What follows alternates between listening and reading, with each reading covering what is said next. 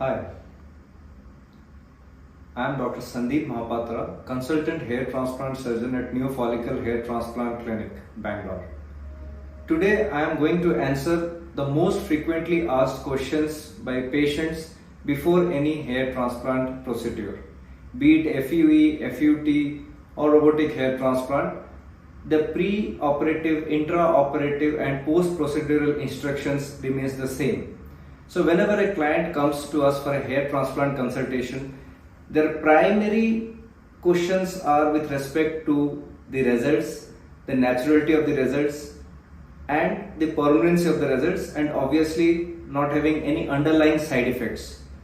So the first question which they ask is, are the hair transplant results permanent? Yes.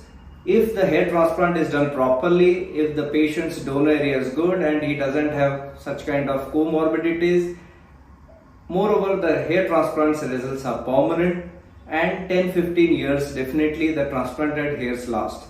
But for maintenance of existing hairs, they need certain kind of post-procedural treatments like PRP, GFC, mesotherapy, derma roller or low-level laser therapy, post-hair transplant, and certain medications like minoxidil, topical solutions, oral minoxidil, oral finasteride or dutasteride, that is the DHT blocking agents, proper shampoos and vitamins, etc., which your doctor will advise you.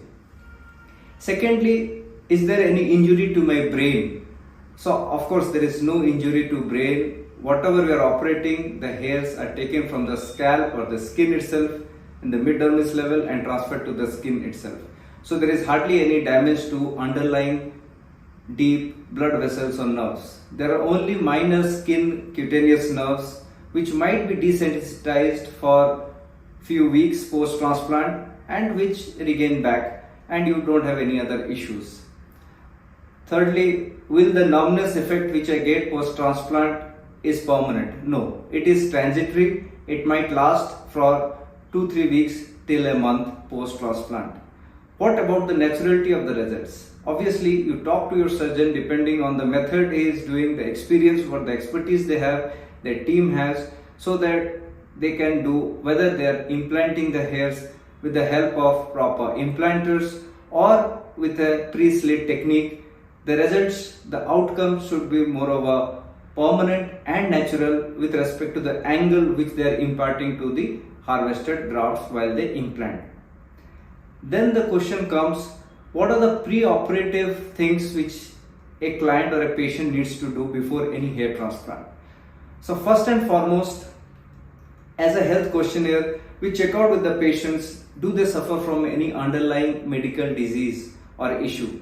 If they are on hypertensives, antihypertensives, they are on anti-diabetic medications or thyroid medications, or even any other kind of medications, probably to psychiatric illness, depression or any other issues, they can consult with their attending physician, continue the same set of medications and take a fitness certificate, do some relevant blood test which includes normal complete blood counts, then they can do BT, CT, PT, then the entire serology test which includes HIV, hepatitis B, hepatitis C, serum VDRL, random blood sugar, HbA1c level, serum TSH, vitamin D, vitamin B12 test and any other test as advised by the physician or by the attending surgeon like ECG, echo, etc.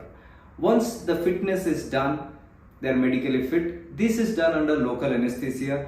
Safest form of local anesthesias are used like lignocaine with adrenaline, with or without adrenaline, sensoricane, etc. That also attending doctor will guide the patient accordingly. So it is one of the safest form of anesthesia. So usually there is hardly any side effects to it. Anyways, the test dose is provided to the patient before we start the hair transplant. Secondly, if they are on any sort of painkillers or antibiotics and medicines, better to defer the surgery, or after they get cured with their illness like fever or viral or any other issues, first let us treat the medical condition, then proceed for the hair transplant. If they have any scalp conditions like seborrheic dermatitis, sebopsoriasis, psoriasis or other kind of conditions, let a dermatologist first treat the scalp condition with proper medications like antifungal, steroid-based creams, lotions, shampoos, and once that issue of scalp has been resolved, the patient can be planned for hair transplant. So what are the immediate pre-operative they need to do on the day of transplant once they book the date for the transplant? One day prior they should have proper sleep, have a light meal. Next day they should shampoo their hair properly, come having a light breakfast, no tea, coffee or juices advised. They can have milk also or lassi on the day of transplant, and they should refrain from smoking and drinking at least 1 week before and 1 week after post hair transplant. Why we don't advise tea, coffees? They probably interfere with the coagulation and might lead to little oozing or bleeding during a hair transplant procedure. Usually hair transplant procedure is very safe without any oozing because it is done through a very micro-invasive way when we do FEV or modified FEV surgeries like DHI.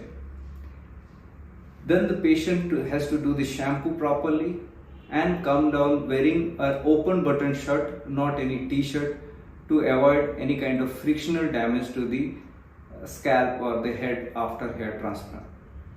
Once the patient reaches the clinic, the health questionnaire is again filled and the consent form is taken where the doctor and the team explains about the procedure, about the overall outcome, minor side effects which might happen, and once the consent and everything is done, the patient is given prior antibiotics, antacid, and after the test dose of local anesthesia, we start the procedure after taking proper photographs with their consent. Once the procedure is done, now most important, the post-operative treatment or medications. So post-procedure, the patient should have a light meal on the day of transplant, after transplant. If in case of pain starts happening by the evening of the procedure, he can take the painkiller as advised by the doctor or the clinic. Usually next day pain doesn't happen, but still if there is any discomfort, they can take safer painkillers as advised like paracetamol, aceclofenac, serratiopeptidase combinations, etc., and they refrain from taking any kind of diclofenac injections because sometimes people might be allergic to those kind of injections. Then their essential medications which they are continuing for BP, diabetes, etc., they can continue their same sort of medications, even aspirin. Secondly, the patient has to lie down straight on their back supine to avoid any kind of frictional damage to the implanted or recipient site, and should refrain from moving his head during sleep or refrain from touching the grafts. The patient has to keep applying a saline water spray provided by the clinic on the implanted site every half an hour to 1 hour for the next 4-5 days to nourish the hairs and to avoid any kind of desiccation of the grafts. Secondly, at donor area, we provide a bandage on the donor area which can be very much removed by the patient from the clinic or at his home, and then he can put his head on a sterile sheet which is provided by the clinic on the pillow so that to avoid any kind of infection. 5 days of antibiotics and antacids a patient can very much take. Sometimes for very few patients, some hiccups happen post hair transplant where the cause is still not known, but majorly we attribute it to the gastritis which is caused by the anti-inflammatory or some steroids tablet which the clinic provides post transplant. So the patient is advised to have light meals and should not have consumed very oily or spicy food till a week post transplant. Till a week he should avoid refrain from complete alcohol and smoking, otherwise it interferes in the graft uptake as well. And first and most important thing is the patient should not touch his scalp, or while entering into cars or anywhere he should not bang his head where it is implanted onto something to avoid any kind of friction. After 1 week, 10 days, he can start shampooing his hair with a mild shampoo which has SLS, SLES, paraben free as advised by the doctor. Till a month, he can continue the shampoo daily. First, we will advise the client how to use the shampoo very mildly, gently on the scalp, and then apply little more pressure after 15th day onwards. After 15th day, then a post consultation is done by the doctor where we can notice the grafts. The graft starts growing. The scabs would have fallen. Once the dead scabs fall, some kind of dead hairs also fall. The patient need not panic. The follicles are deep inside. They will regenerate new hairs. After 1 week, the patient can start applying some moisturizer on the entire scalp to avoid any kind of crusting or dryness. After removal of the bandage on the second day, the patient can clean the donor area with the betadine or providone iodine lotion and apply creams, antibiotic creams like mupirocin or fusidine, and some healing agent moisturizing creams on the donor area as well.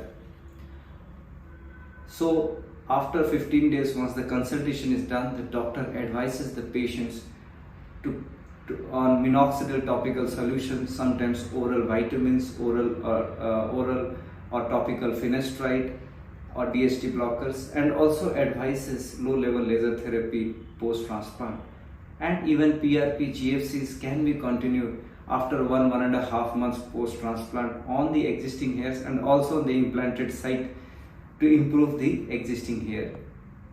Sometimes patients ask whether there is any infections and risk of any infections or any long-term headache or anything. No long-term headache or numbness or nothing should happen. Yes, sometimes mild folliculitis or pimples or mild boils can happen. Always talk to your doctor. Probably there is an underlying dandruff or the fungal infection which is increasing your bacterial infection. Then the doctor will give you antibiotic creams to be applied on the area where you are getting the boils, or even sometimes oral antibiotics can be prolonged. Sometimes the patient can have a mild pricking sensation after 1 week 10 days post transplant once the medicines get over. That is normal. That is known as paresthesias, but that again will resolve within a month. So anyways, there is no long-term issues, but if there is any issue, please talk to your doctor, visit him and consult. There might be a little bit swelling on the forehead which can come to the eyes also on the 4th, 5th day of transplant.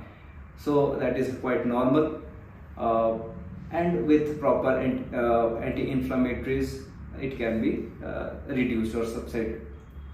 Once you start the medications post-operatively by your doctor, sometimes some allergies might happen due to minoxidil and all. Again, report to the doctor in case of any redness, itching, scratching, scaliness, flakiness happens on the scalp. That also your doctor will treat you. These are the primarily the minor side effects which might happen post hair transplant.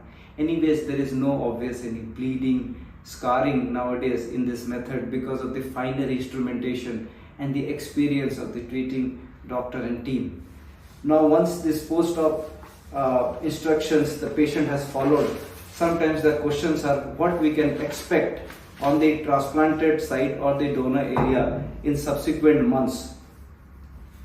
So at the end of 1 week, usually the swelling would have subsided on the transplanted area. Redness is faint, graft uptake happens. After 10th day of transplant, usually the graft completely gets taken up by your scalp, and even if you try to pluck out the hair, probably is not going to come out because the follicle is deeply embedded. So grafts are firmly placed and residual crusting can be scrubbed off post 10th day of transplant. After 2 weeks, the grafts are permanently placed and the transplanted hairs little bit goes into the shedding phase. Some shedding is quite natural and normal. In our method of new follicle transplant, the shedding phase is also very less because of the direct no-touch implantation technique and because of the meticulous way of extraction or harvesting of graft and implanting them. After the end of 3 weeks to 6 weeks, the grafts would have fallen, those who have been transplanted. They start regrowing back after 2-3 months. Usually the transplanted hair starts growing from 4th to 6th month onwards where a patient can start combing his hairs from the 4th month itself. 8-9 months is where it is completely the hairs would have started growing, and you can expect better density. If a second session is required for the crown area or the other areas, it can be talked to your doctor, and that can be also planned after 6 to 9 months. These are the major intraoperative and post-operative instructions and the FAQs which a patient asks during consultation. In the small video, if I have missed out certain points, I will release few more videos in detail where we talk about single side effects or complications if it happens post hair transplant, and to ensure how the patient gets the best results in a very natural way without any kind of permanent side effects. Thank you.